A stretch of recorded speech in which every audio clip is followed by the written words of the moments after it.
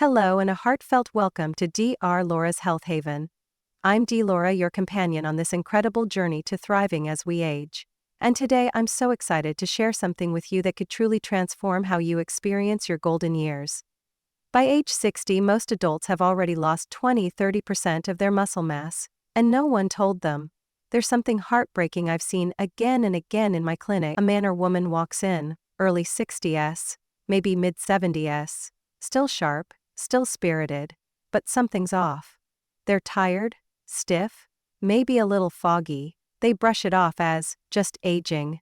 But it's not just aging, it's a slow, silent decline that sneaks in while you're busy living.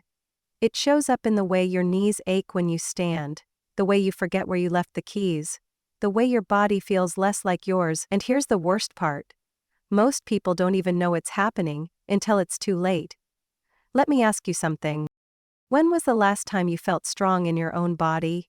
Not just okay, but really powerful, like you could lift your grandchild without thinking, dance through the living room, or carry groceries without pain. If you had to stop and think about it, you're not alone. Muscle loss, also known as sarcopenia, begins as early as your 30s. By age 60, most adults have lost up to 30% of their muscle mass. And they don't even notice, because it happens one quiet year at a time. But the consequences? They are loud. Falls, fractures, loss of independence, low libido, brain fog, depression. It's all connected. Muscle is more than movement, it's a metabolic organ. It protects your bones, regulates your blood sugar, supports your immune system, and yes, fuels your sexual health. This isn't about vanity. This is about survival, and vitality, and dignity. I had a patient, let's call him John, 72, a retired engineer. Brilliant mind. He came in complaining of fatigue. His blood pressure was fine, heart looked okay, but he said something that caught my ear. Dr. Laura, I just don't feel like myself anymore. He wasn't sleeping well, gaining fat around the middle, lost interest in intimacy, didn't even want to walk his dog anymore. We ran some tests, no red flags. But when I looked at his lean body mass, it had dropped sharply since his last physical, 2 years before. His testosterone was low, so was his vitamin D. He'd been doing everything right, eating a little less, walking a bit, but he wasn't using his body. So we changed one thing: resistance training, just 3 times a week, light weights, guided support. 8 weeks later, John walked into my office standing taller. He smiled when he sat down. He said, "I feel like I woke up." His energy improved. His libido returned. He started flirting with the woman in his book club again. That's the power of turning on the system you didn't know had gone to sleep. So, I want to ask you something. Have you noticed a shift? In your posture? In your sleep? In how often you want to touch or be touched? Maybe your joints ache more than they used to, or your brain feels a bit slower. Drop a comment below, just one word: energy, libido, memory, or mood. Tell me what you're noticing. Because naming it is the first step to reclaiming it, and you can reclaim it. But only if we stop accepting the lie that decline is inevitable. Let's get real about something. There are people in their 80s and 90s, men and women, thriving, not just surviving. Hiking, dancing, falling in love, having sex, solving puzzles faster than I can, laughing with grandkids, living with purpose. So what's their secret? In part, it's this: they never stopped using their body, or listening to it.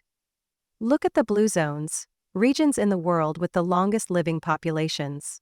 Places like Okinawa, Japan, and Sardinia, Italy.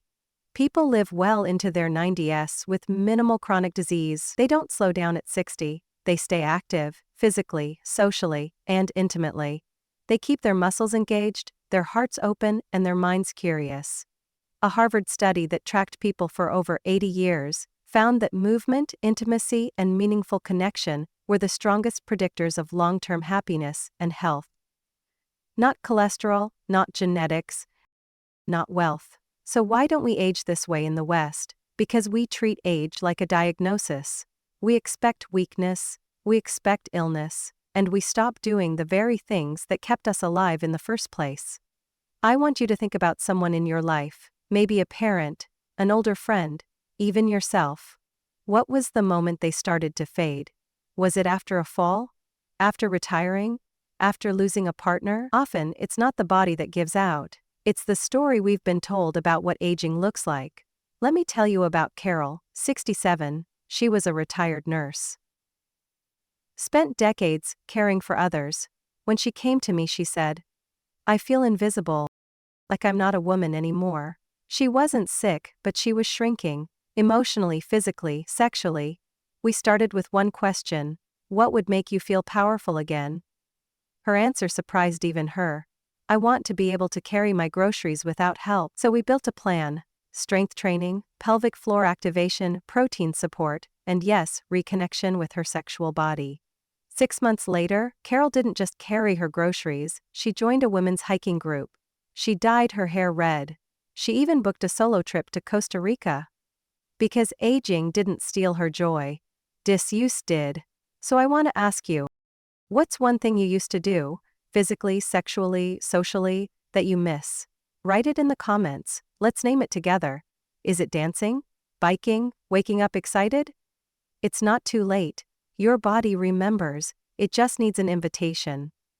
And in the next section, I'm going to give you the one daily practice that could transform your strength, hormones, and confidence more than anything else. You deserve more than just years added to your life. You deserve to feel alive inside those years. You want to know the one thing almost every single one of my thriving patients over 60 has in common? They lift things. Regularly. I don't mean CrossFit. I don't mean bench pressing 200 pounds. I mean something much simpler, far more powerful: resistance training. The consistent, controlled use of your muscles against some form of weight or tension. And if you're not doing this, you are absolutely putting your health at risk. I know that might sound dramatic, but let me explain. There's a Tufts University study I share with almost every patient. They looked at adults in their 60s, 70s, and even 90s, who had become frail. Some needed walkers. Others had given up gardening or playing with grandkids because they felt too weak. Tufts put them on a 12-week resistance program using light weights and safe, guided movements. By the end of the study, most of them regained balance, muscle mass, confidence. Some even stopped using their canes. Let that sink in. People in their 80s and 90s reversed frailty, not with medicine, not with surgery, but with muscle activation. So why aren't more people doing it? Because we've been conditioned to associate exercise with punishment or pain. You've probably heard, "Don't lift that, you'll throw your back out." Be careful, at your age. But careful isn't the same as strong, and strength is exactly what your body is begging for right now. Here's the science behind it. When you lift weights, even small ones, your body responds with a cascade of hormonal signals. It releases testosterone, human growth hormone, and IGF-1, all of which are essential for bone density, sex drive, mood regulation, blood sugar control. It literally rebuilds you from the inside out. Now let's talk real life. Tom, 76, came to see me with lower back pain, thinning thighs, and a fear of falling in the shower. He said he used to be a football coach. Strong, energetic, but now he just felt like a shadow of himself. We didn't put him on fancy machines. We started with chair squats, resistance bands, light dumbbells, twice a week, 30 minutes. That's it. After 6 weeks, he said something I'll never forget. "Dr. Laura, I didn't know I could feel this steady again." His balance returned, he stood straighter, he laughed more. His confidence came back, not because we fixed his back, but because we restored his strength. So here's my invitation to you. Start with just one movement. Sit to stand from a chair. Slowly. Controlled. 10 times. Rest. Do it again. That's a resistance exercise. And it might just save your independence. Drop the word strong in the comments if you're willing to try. Not for your biceps. For your brain, your bones, your bedroom, your balance. Let's flip the script on aging together. You don't need a gym membership, you need intention, consistency, and a body that's still willing if you are. In the next section, we're going to meet someone who thought their body was breaking down until they discovered this missing piece and how it brought them back to life. In more ways than one. Ellen, retired teacher, widowed. Warm eyes. the kind of woman who used to dance barefoot in the kitchen while making spaghetti. But on that day, she looked defeated. She said, "I've had this dull ache in my hips for over a year. I can't sleep through the night. I don't feel like myself. I feel invisible." And then she paused, eyes welling up a bit. "I don't even recognize my body anymore. I used to be vibrant." That word stuck with me. Vibrant. Not thin, not young. She wanted her vitality back, so I asked her one question. "Ellen, when did you stop moving the way you used to?" She thought about it. "My husband passed. I stopped walking. My hips started hurting. I sat more. I got nervous about falling, so I stopped dancing. And then, it all just kind of disappeared." That's what happens. Not overnight, but piece by piece. And here's the truth I told her. Maybe the same truth you need to hear today. Your body didn't betray you. It's just been waiting for you to come back to it. We started small. Resistance band movements while seated. Wall push-ups. Simple glute bridges on the bed. Just 10 minutes a day. Enough to wake the body up without overwhelming it. We also addressed nutrition. More protein, more omega-3s, better hydration, and yes, we talked about sexual energy. Because Ellen whispered one day, "I haven't felt desire in 5 years. I thought that part of me was over." It wasn't, it was just dormant. As she built muscle, her testosterone naturally increased. Her balance improved, her hips stopped aching.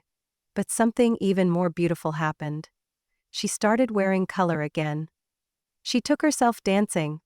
Alone at first, then with friends, then with someone new. 8 months in, she walked into my office. No cane, no limp, wearing red lipstick and a leather jacket. She looked 10 years younger. Not because she was trying to look younger, but because she had come home to herself. She smiled and said, "Dr. Laura, I feel sexy again. Do you know what that kind of confidence does to your brain, your heart, your immune system?"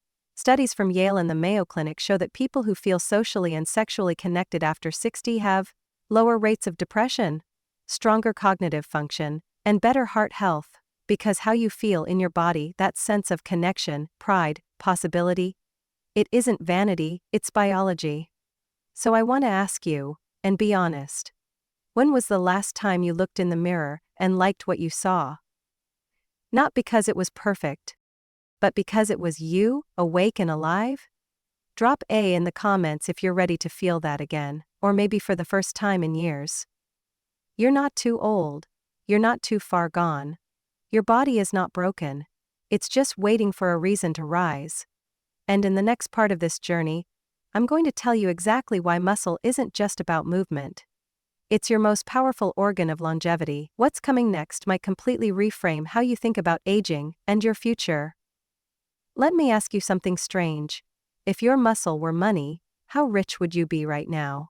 Because here's the truth no one told you at your last checkup. Muscle is your body's currency for survival, and too many people over 60 are going bankrupt without even knowing it. We tend to think of muscle as something for bodybuilders, athletes, or gym rats. But the science? It tells a very different story. Your muscle is active tissue. It's responsible for regulating blood sugar, storing and burning fat, producing vital hormones like testosterone, supporting your immune system, protecting your brain. In fact, a study from the University of Michigan found that muscle mass, not weight, not cholesterol, not even blood pressure, was one of the strongest predictors of longevity in older adults. Read that again. Muscle mass predicted how long people lived, not how slim they were, not how fit they looked, but how much muscle they carried. And that matters. Because we're not just talking about looking better, we're talking about staying out of the hospital, avoiding falls, fighting off infections, keeping your independence. Let me give you an example. Raymond, 74, came to me after a nasty fall in the shower. No broken bones, thank God, but he was shaken. He said, "I didn't even slip, my legs just gave out." That's muscle loss, not dramatic, not even noticeable at first. But over time, your stability fades, your reaction time slows, your body forgets how to catch itself. Raymond had stopped using his legs the way he used to. He walked a little, played cards, sat most of the day. He wasn't lazy. He just didn't know how quickly disuse leads to decline. We started him on a lower body resistance plan, simple leg presses, step-ups, calf raises holding onto a countertop. After 3 months he came back in and told me something unexpected. I feel sharper. I'm remembering names again. That's not a coincidence.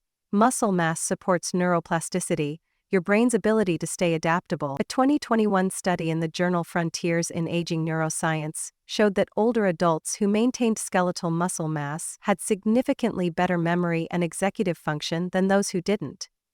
And it's not just about cognition. Testosterone levels, sexual drive, and energy all depend on your muscle health. No muscle equals no engine.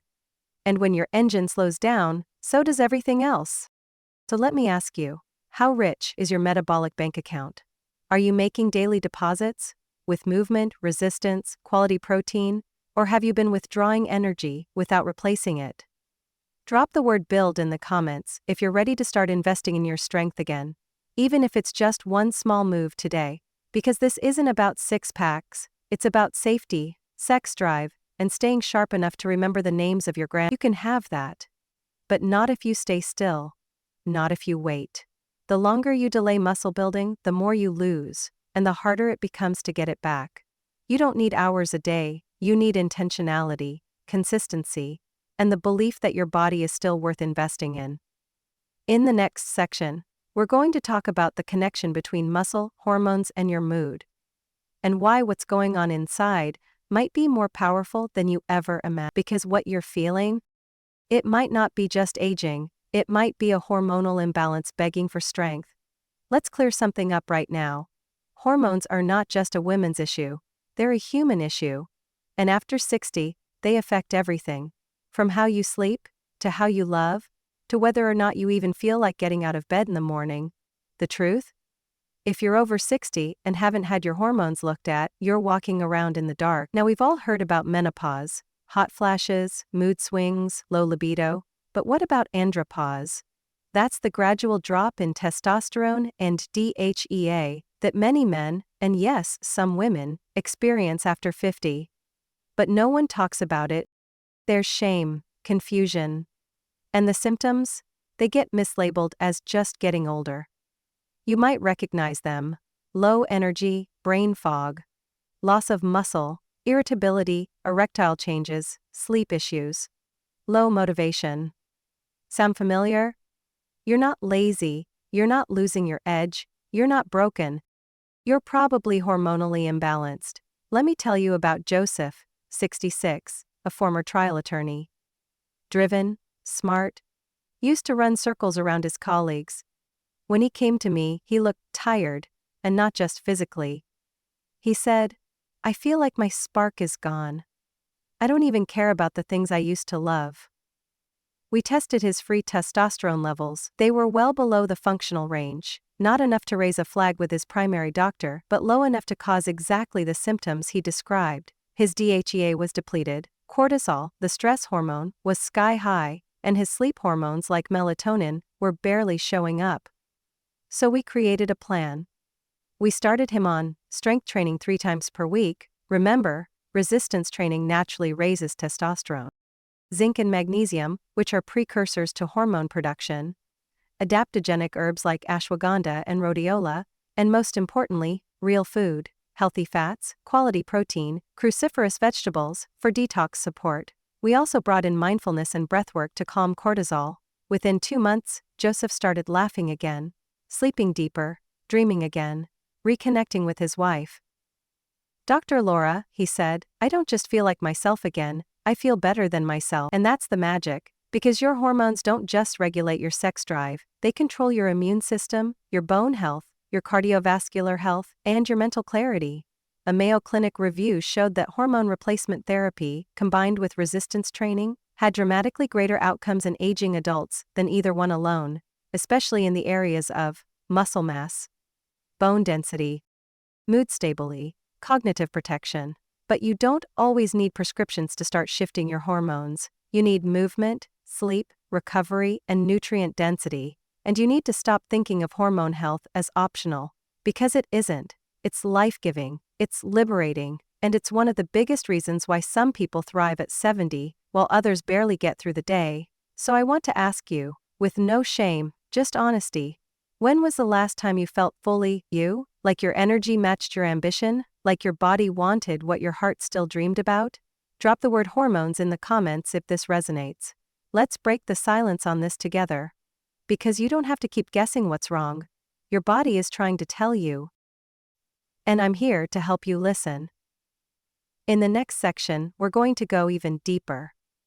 We'll talk about how libido, yes, your sexual desire, is more than just a feeling. It's a warning light. A dashboard signal for your entire health system. What's happening down there is really happening everywhere. Let's talk about something most people avoid, something whispered about, joked about, or ignored completely. Libido. Now you might be tempted to tune out right now, to say, Dr. Laura, I'm not 25 anymore. Or, that ship has sailed. But let me stop you right there, because what you think is about sex is actually about health. Let me explain. In medicine, we often talk about canaries in the coal mine, early warning signs that something deeper is going wrong. Your libido is one of them. It's not just about desire. It's not just about performance. It's a barometer for your hormones, your nervous system, your vascular health, and your emotional vitality. If your desire is low, or totally gone, your body is trying to tell you something. Are you listening? I had a patient, Samuel, 70. A retired architect. He was active, smart, engaged, but said something quietly one day. I haven't felt a flicker of interest in years, not in intimacy, not in touch, not even in myself. He didn't feel bad, just flat. We looked deeper. His testosterone was low, his vitamin D was nearly non-existent, his blood pressure was creeping up, and his sleep was fragmented, shallow, restless, wired tired. But libido? That was the first thing to go, the signal, the red flag. Because when your nervous system is overwhelmed, when inflammation is high, when your muscles weaken, when blood flow slows, when hormones decline, desire's the first to vanish. Why? Because biologically, your body's saying, we're not safe enough to create or connect, let's shut this down, until we are. And that message doesn't just hurt your intimacy. It affects your confidence, your mental health, your motivation, even your immune system. Let's talk science. A University of Finland study tracked men between 55-75 for over 5 years. Those who stayed sexually active, whether through partnered intimacy or self-pleasure, had lower rates of cardiovascular disease, sharper memory, lower all-cause mortality, yes, lower mortality, meaning they lived longer. And a 2019 review in the Journal of Sexual Medicine showed that consistent sexual activity was linked to better blood pressure regulation, decreased stress hormone levels, improved sleep quality, reduced risk of prostate complications, and yet, no one talks about this in your yearly checkup. No one asks, how's your connection to pleasure, to yourself, to your partner? But I will. Because your libido matters. Not because it defines your worth, but because it reflects your wellness. I remember Tom, 76, a quiet man, widowed. He said, Dr. Laura, I thought my body just didn't work anymore. We started small, resistance training, sleep repair, deep breathing, gentle exploration, permission to feel again. 3 months later, he smiled and said, it's not even about sex, it's about feeling human again. That's what this is about. Feeling human, feeling alive, feeling like your body still belongs to you. So I want to ask you, gently, without judgment, when was the last time you felt pleasure? Not necessarily sexual, just embodied, satisfying, joyful pleasure. Was it a warm bath? A slow dance in your kitchen? The touch of your own hand? Drop the word alive in the comments if you're ready to reclaim that connection. Because desire doesn't disappear, it waits. And when you meet your body with curiosity, not pressure, you give it permission to bloom again.